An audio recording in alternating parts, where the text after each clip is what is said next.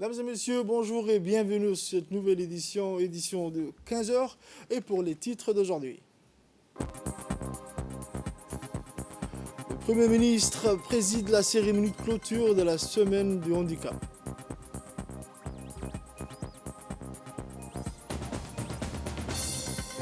Sur la scène internationale, l'Union européenne prête à ouvrir la discussion sur la vaccination obligatoire. Bienvenue encore, mesdames et messieurs, sur cette édition de 15 heures. Le journal au complet à présent. Après une semaine d'activité intense dans la capitale, mais aussi dans les régions de l'intérieur, une cérémonie marquant la fin de la 3e édition de la Semaine nationale du handicap a eu lieu ce matin au Palais du Peuple.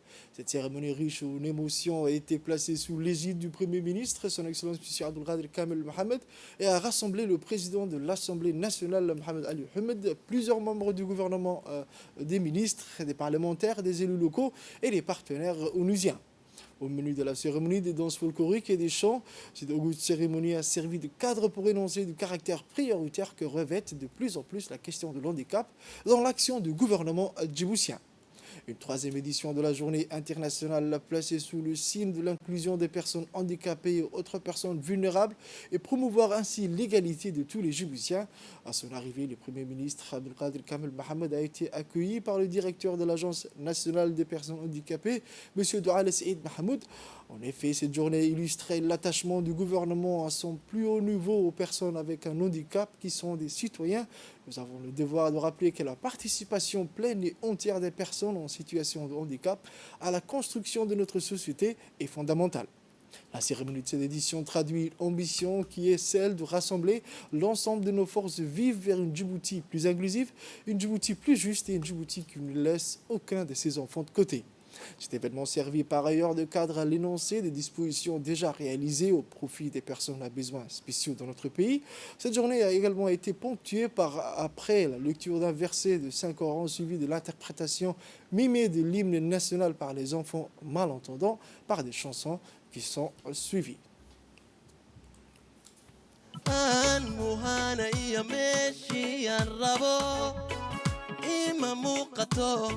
muuqato ima muuqato ija kuma tage micin baan sugaa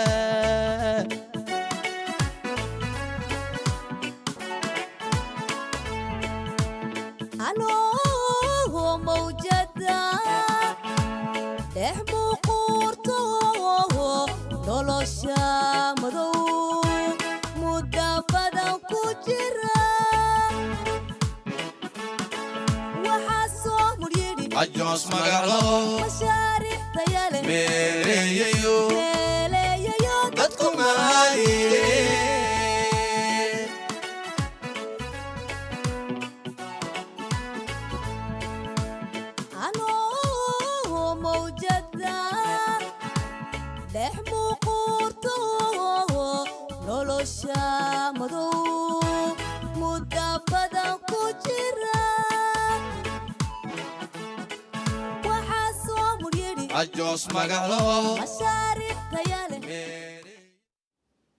Le ministre de l'Intérieur a reçu hier l'ambassadeur de l'Union européenne à Djibouti et auprès de l'IGAD, M. Aïdan Ouattara, dans le cadre d'une prise de contact. Le ministre a souhaité à son hôte la bienvenue. Les deux parties ont par la suite abordé de manière conviviale des sujets globaux tels que les perspectives de coopération bilatérale. Les entretiens ont porté sur l'excellente qualité des relations entre Djibouti et l'Union européenne ainsi que les moyens de renforcer de la coopération dans différents domaines. Le ministre de l'Intérieur n'a pas manqué de souligner les relations de partenariat privilégiées qui existent entre la République de Djibouti et l'Union européenne. Enfin, les deux parties se sont engagées à continuer ensemble au succès de la mise en œuvre du processus de la décentralisation.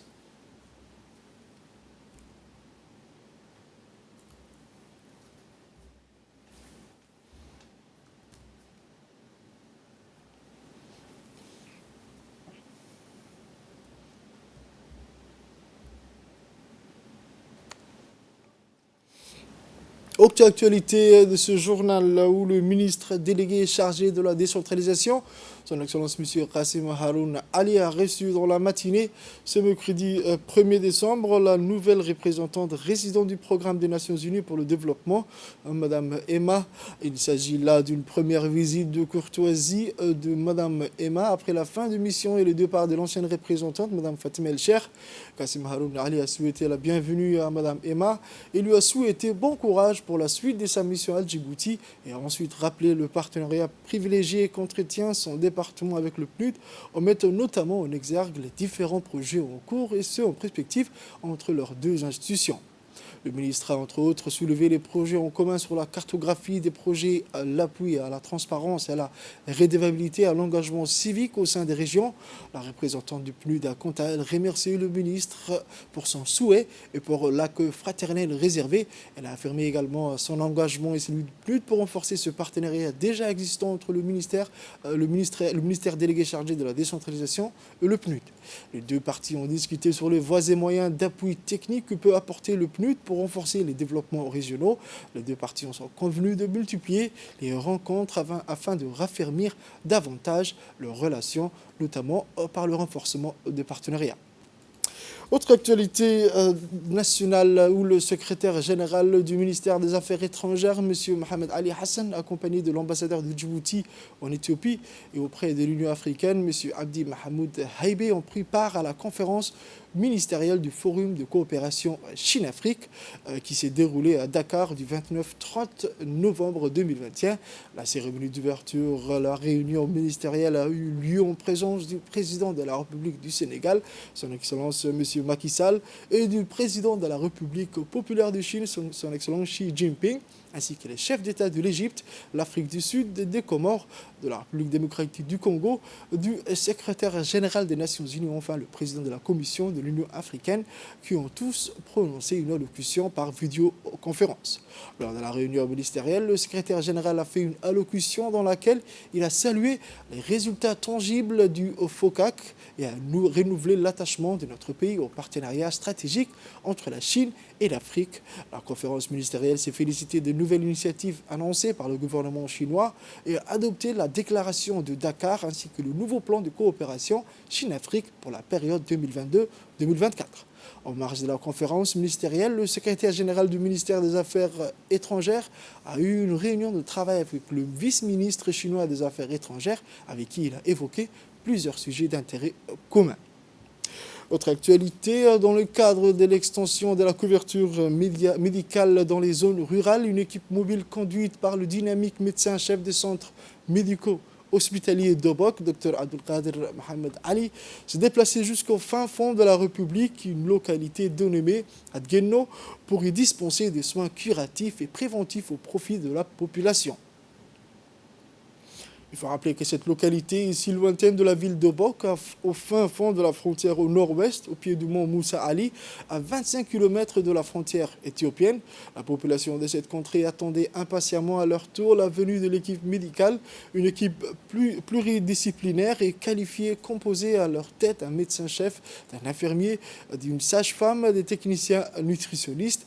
Les activités étaient concentrées sur la consultation adultes et enfants, détecter des maladies chroniques, diabète, dépistage de la malnutrition, la campagne de vaccination ainsi que le planning familial. La nouveauté, cette équipe mobile a pris l'initiative de faire une sensibilisation de la lutte contre le Covid-19 et les bienfaits de la vaccination ainsi que le dépistage du cancer du sein. La population a tenu à remercier l'équipe dirigée par le docteur Abdelkader pour ses prestations et ils ont remercié le ministre de la Santé pour ses actions de santé de proximité entreprises à travers les sorties des équipes mobiles qui répondent aux politiques du président de la République, son Excellence El Hadj Ismaël Omer Guelleh. Dans son allocution, le médecin-chef a précisé haut et fort les messages principaux du ministre de la Santé, son Excellence Dr Ahmed, et suggère et fera tout son possible pour que la population nomade, très reculée comme Adgenno, aura la même chance d'avoir accès aux soins que la population urbaine. Rappelons que périodiquement, l'équipe mobile sillonne les zones les plus éloignées de la région pour assurer une plus large couverture sanitaire. Dans le cadre de la lutte contre la contrebande, les éléments des forces armées djiboutiennes dans le régiment de Eriadé de Dikil, le détachement de la police de Dikil avec l'appui de la compagnie d'intervention de la police dépêchée à Dikil, en collaboration avec la douane et la gendarmerie de Dikil, ces derniers ont intercepté suite aux informations reçues une importante quantité de colis de 4 de contrebande en provenance de l'Éthiopie à travers Tewao, à la localité de Bandara. Plus d'une tonne de cadres de contrebande contenus dans 22 colis de transport à dos d'hommes ont été saisis. Après le saisie, il a été procédé à la séance de destruction par le feu de ces marchandises de cadres de contrebande, un poste de surveillance de l'armée Eriadé de Dikil. Le colonel des forces de la région, colonel Ibrahim Youssouf, et le responsable de la douane de Dikil, M. Omar Moussa, mettent en garde sur les risques et les conséquences de ce trafic des marchandises des cadres et demandent à la population de collaborer de tout ce qui peut nuire à l'économie du pays. Il est l'heure de la prière de Salat al-Asr. On se retrouve juste après. On passe aux actualités internationales où, comme mentionné dans les titres, plus de 60 000 nouveaux cas quotidiens en Allemagne, pratiquement 50 000 en France et des chiffres qui augmentent très fortement en Italie et en Espagne face à la flambée de cas de Covid-19. L'Union européenne pourrait encourager la vaccination obligatoire. Forcer la population à se vacciner, l'option n'est plus vraiment tabou en Europe et relève des compétences nationales. L'Autriche a déjà annoncé avancer en ce sens. Dès le 1er février 2022, les personnes majeures auront aussi l'obligation d'être vaccinées. En Allemagne, le futur chancelier Olaf a appelé le Bundestag à se prononcer d'ici la fin de l'année sur une loi similaire, une mesure soutenue par les conservateurs de la CDU, mais aussi les Verts. En France, le ministre de la Santé, Olivier Véran, interrogé lors d'un point de presse ce mercredi sur la possibilité de rendre la vaccination obligatoire, a déclaré comprendre que certains pays puissent se poser la question.